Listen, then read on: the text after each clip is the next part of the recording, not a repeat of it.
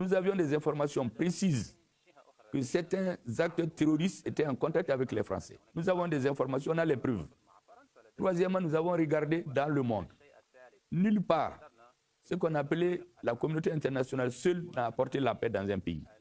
Je viens de vous citer le cas d'un pays asiatique où pendant 20 ans on a organisé des élections et puis un jour, ils sont partis. Et les citoyens s'accrochaient au train d'atterrissage des avions.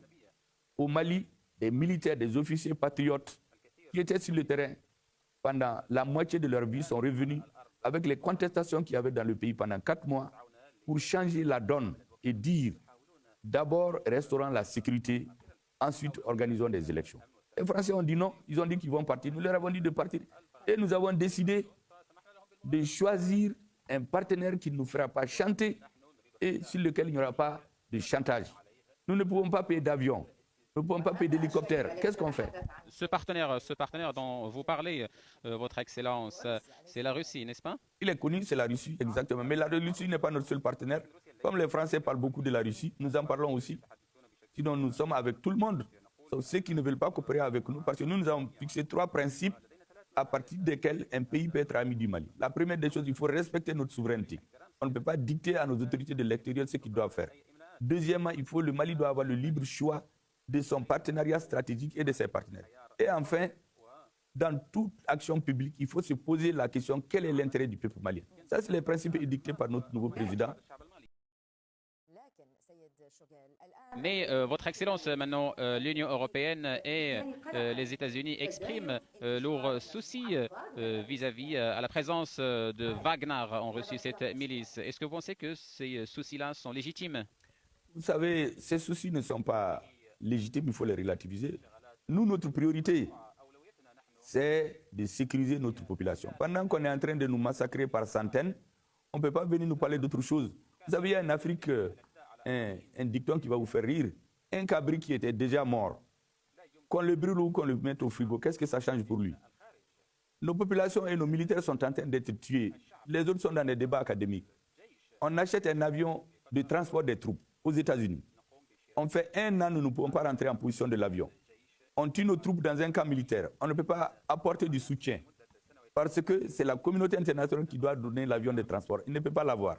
Donc, on ne peut pas acheter des hélicoptères, on ne peut pas acheter des avions de combat, des avions de transport simples. Nous achetons avec les Américains. Les Français font du lobbying pour bloquer. Qu'est-ce qu'on fait? Logiquement, si on a décidé de prendre notre destin en main, nous travaillons avec celui contre lequel personne ne peut faire de pression. Aujourd'hui, nous avons équipé notre armée en 1 année, plus que les 30 dernières années réunies, alors qu'il n'y a pas d'aide internationale. C'est grâce à la coopération avec la Russie. La peur a changé de camp aujourd'hui. C'est grâce à la coopération avec la Russie et d'autres partenaires, bien sûr. La Turquie, la Chine et d'autres sont connus. Donc, nous disons que notre priorité, c'est notre peuple. Ce que les fonctionnaires de l'Union européenne, des États-Unis disent, nous sommes à l'écoute, mais nous parlons avec eux. J'ai expliqué aux ambassadeurs qui sont dans notre pays qu'il ne faut pas être dans un combat qui n'est pas le nôtre, le leur. Aujourd'hui, il y a un État qui fait du lobbying au niveau de l'Union européenne, des Nations Unies, uniquement pour mettre les bâtons dans les roues du Mali. Cet État est connu. J'ai demandé aux Européens de voir leurs intérêts et les défendre et ne pas suivre les paroles des ministres qui s'acharnent Si vous contre permettez, les Votre autorités. Excellence, question de suivi. Cette coopération avec la Russie, quels sont les résultats, surtout au niveau sécuritaire? Les résultats, je viens de vous le dire, la peur a changé de camp. Aujourd'hui, avant le début de notre coopération avec la Russie, il y a des villages entiers qui étaient tués par des soi-disant musulmans. Vous savez, l'islam, c'est la religion dominante chez nous, plus de 95%. L'islam est chez nous depuis plus de 1000 ans. Donc, que des illuminés viennent il y a quelques jours massacrer des musulmans qui prient au nom de l'islam, des Maliens ne peuvent pas faire ça. On tuait des camps entiers. Vous imaginez un camp qui est financé par la communauté internationale, construit par la communauté internationale, avec des militaires dans le camp, dans le désert. Ils n'ont pas à boire. Tout le monde sait que le premier besoin de l'homme dans le désert et partout, c'est de boire. Et nos militaires sont obligés de sortir, aller chercher de l'eau ailleurs et on les tue. On ne peut pas venir au secours parce qu'on n'a pas d'avion de transport. Aujourd'hui, nous avons des hélicoptères, des avions, des drones pour couvrir l'ensemble de nos territoires. Nous avons des avions de transport pour aller là où nous voulons. Nous n'avons aujourd'hui pas besoin d'injonction d'un pays étranger. C'est tout ce que nous avons demandé. Notre souveraineté, qu'on la respecte. On ne peut pas regarder notre population mourir et suivre les injonctions d'un ministre ou d'un président d'un autre pays. Tous les pays sont censés Si vous connaître permettez. ça. Maintenant, il y a une confrontation connue dans le monde entre l'Occident et la Russie. Est-ce que vous n'êtes pas inquiet que votre rapprochement avec la Russie, est-ce que vous ne pensez pas que vous pourrez souffrir Vous d'une savez, il y isolation? a un débat géopolitique dans lequel certains voulaient nous entraîner. Nous voulons résoudre les problèmes des populations au nom desquelles on parle. Lorsqu'on veut ôter la vie à la population, est-ce que nous devons débattre d'autre chose que de sauver d'abord la vie de cette population? C'est ce que nous faisons avec la Russie. Les autres regardaient notre population mourir. Il y a une élite qu'ils encensaient tout le temps, qui voyageait, qui était dans les avions, qu'on félicitait. Les populations mouraient par centaines. Nous avons dit qu'il faut arrêter cela. C'est tout notre tort. Les débats géopolitiques, géostratégiques, la Russie sait se défendre sans le Mali, comme l'Amérique peut le faire, comme les autres pays. C'est un faux débat dans lequel on veut nous entraîner. Nous n'allons pas nous laisser entraîner dans ça. Nous allons continuer à défendre notre population, à défendre aux Nations Unies les résolutions que nous pensons être conformes à notre vision. Ils ont fait prendre un embargo en influençant les organisations internationales qu'on a amené à l'ONU, qui l'a bloqué. C'est la Russie contre le Mali. Donc ici, la Russie défend nos intérêts.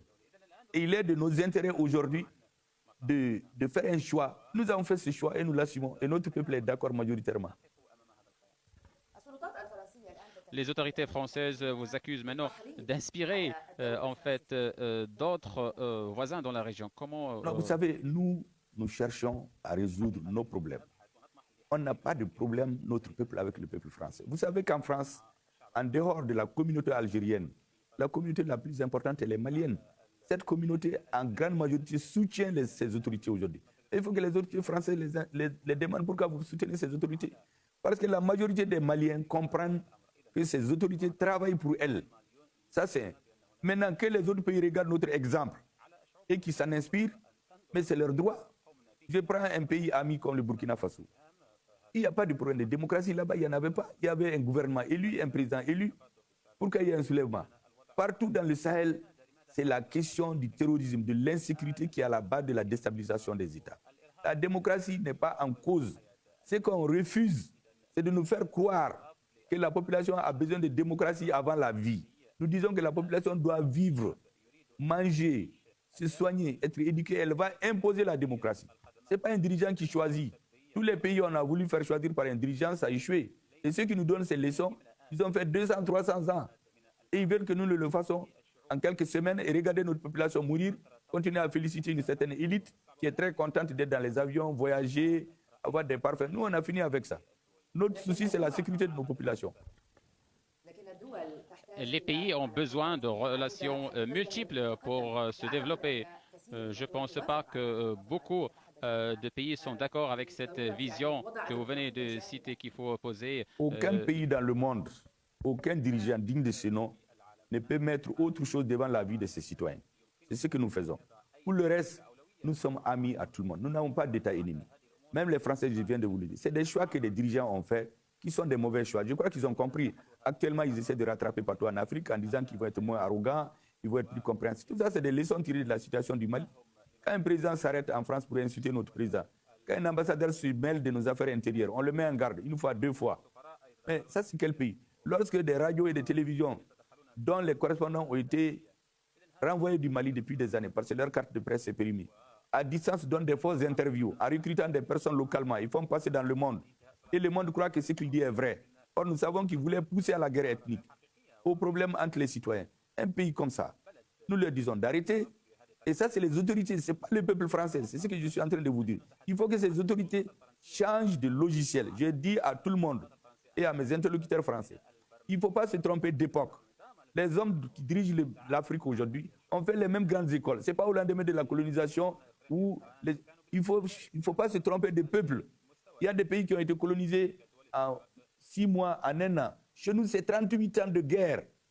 Et pendant 70 ans, notre pays n'a jamais accepté la soumission. C'est un peuple réfractaire à la soumission. Et enfin, il faut changer aujourd'hui la façon de faire. Il faut changer de peuple, il faut changer de dirigeants. Ils se trompent de dirigeants. Ceux qui sont à la tête du Mali aujourd'hui, ce ne sont pas des hommes qui aiment être flattés de l'extérieur. C'est des hommes qui aiment travailler pour leur peuple, que leur peuple les flatte et les appréciations de l'extérieur viendront. D'accord, parfait, monsieur. Vous avez parlé de la communauté malienne en France et cela nous amène de parler aussi des ressortissants maliens qui ont quitté la Tunisie il y a quelques jours en raison des déclarations et des propos du président tunisien contre les citoyens africains. Vous savez, nous africains. avons été très peinés de voir et d'entendre un haut dirigeant parler ainsi. Vous savez, la parole d'un haut dirigeant, ce n'est pas la parole d'un simple citoyen. Nous savons qu'il y avait ce potentiel qui existe chez certains. Et quand un premier dirigeant parle, c'est pas la même chose. C'est que nous avons fait. Nous avons envoyé des avions, rapatrié nos citoyens. Bon, l'Union africaine, qui se laisse influencer par l'Union européenne, pourquoi elle ne parle pas maintenant? On ne l'a pas entendu. Les Africains attendent une réaction de l'Union africaine. Et les Tunisiens, je crois, majoritairement, ne sont pas d'accord avec. Parce que la Tunisie, c'est un pays africain. Je crois que les diplomates tunisiens doivent être très gênés aujourd'hui.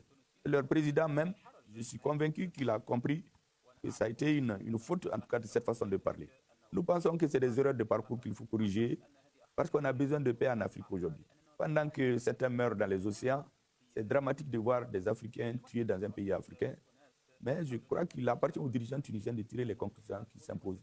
Nous en avons déjà tiré.